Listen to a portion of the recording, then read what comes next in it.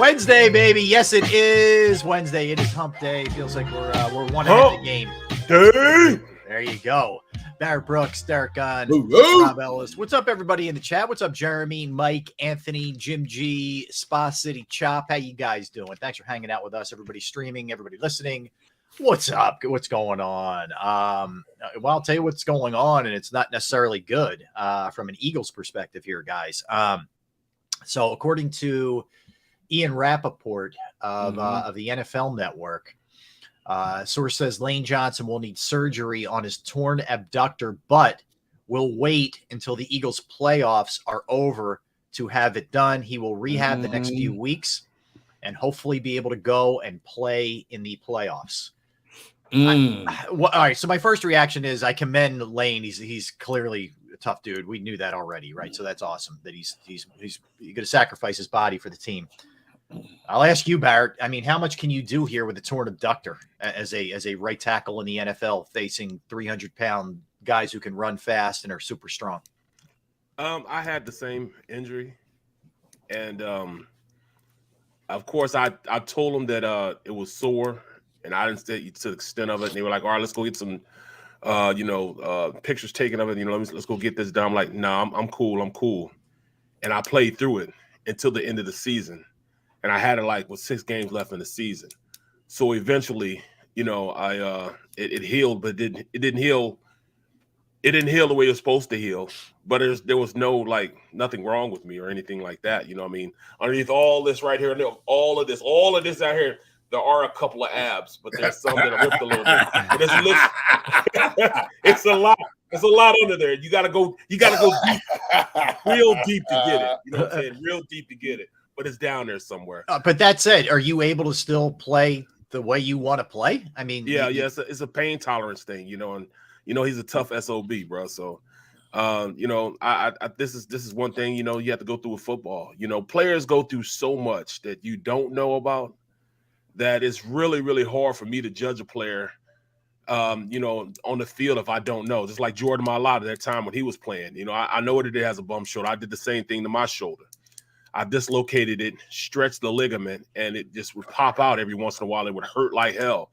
Yeah. But you just get used to the pain. Now I'm so used to the pain that I had my disability rating done, and I'm at 100%, bro. 100% now. I was at 87, but I had it redone, and I'm 100%. So it's like I can draw a check right now, but I'm just so used to the pain. I'm just so used to feeling like this. To me, it's I thought you meant that in a positive way. Okay, never mind. Yeah, it's positive the aspect that I'm screwed up. I know I'm screwed up, so I can take little precautions not to do certain stuff. But it's still the same fact I still have to do that certain stuff. So let's see here. He initially did this in the Chicago game, had to leave the game.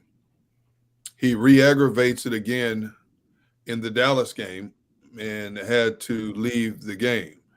Now, I'm basing it on what Barrett said, that Barrett played through this for much of a season.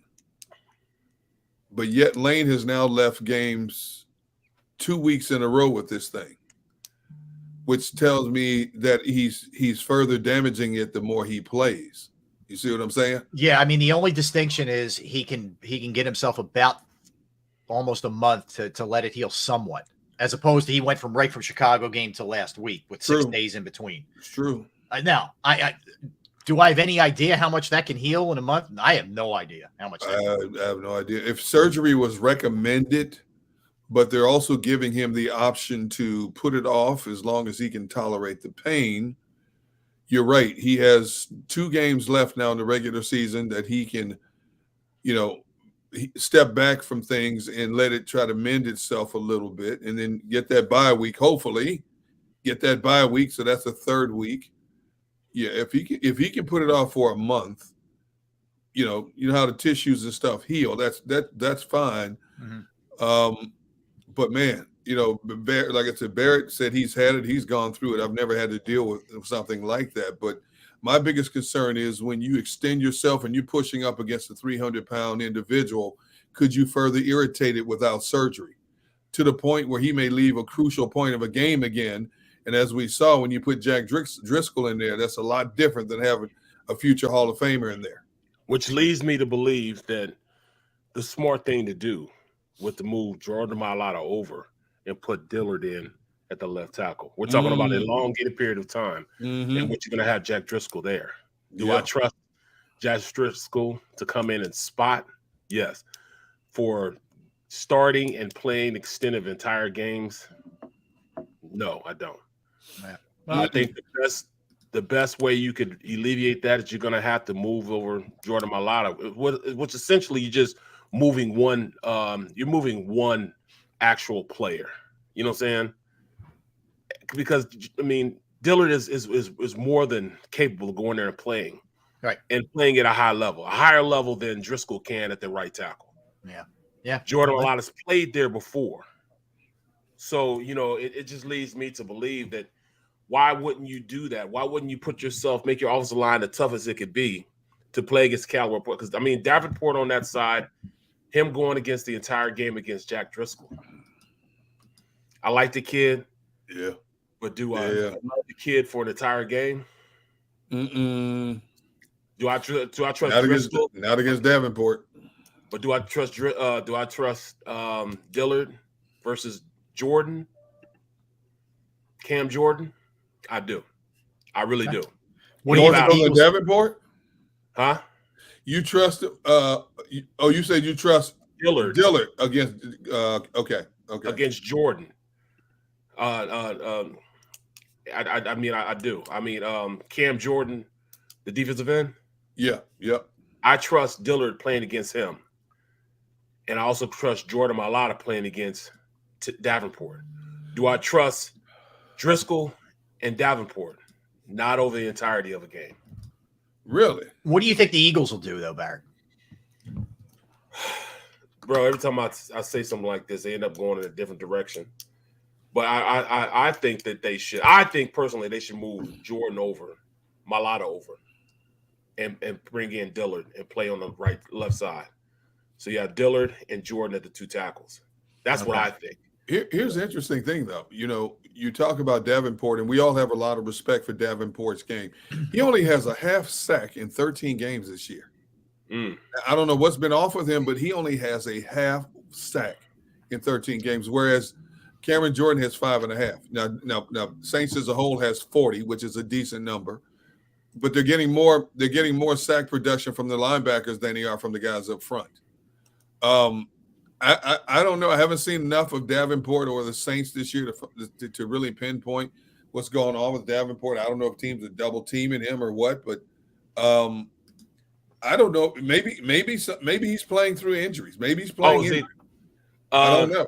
He's actually backing up. In fact, it looks like the car starting because I haven't watched him yet. Carl Granderson. Yeah. But yeah, they're really good, and which we're going to dive into them hard in a little bit, but they're formidable at the linebacker and defensive line spot. This is no joke. I mean, they're really good as a pass defense team. They're second in the league in pass. Yeah, you got Tyrann Mathieu on the back end of that D. He's still a big riverboat gambler that can cover a lot of ground. Yep. Yeah, no question. But so they have Marcus Lattimore, he's out.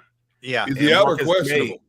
He's questionable. Mm-hmm. Okay. And May is questionable also. The other starting safety. Yep. Yeah. But do you do anything, Barrett, to compensate, or do you see how it goes with Lane early in a playoff game? Just see how it goes. How do you approach that? Is until you see otherwise, you let him go by himself, right? Until it looks like he's struggling maybe with that. He'll let you know. He would not go in there, and if he's not performing to the highest, I doubt seriously if he would sit back and just let be the reason why his team is giving up pressure. We know Lane to be smart enough and understanding that where they are at this point in the season, they need great play, and I think the great play can come from playing against playing Jordan Mailata and Dillard there at this point.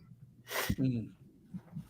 So I had somebody come back to me. Can would you ever entertain in switching a guard out there, Landon Dickerson out there? Yeah, Dickerson played tackle before. He played in college, but he's played center. He's played guard. Yeah, he's big enough to play that tackle position, but leave him alone. Let's let him stay there. He's a young guy. I'm with you. Yeah, I wouldn't mess with him. I definitely wouldn't mess with him.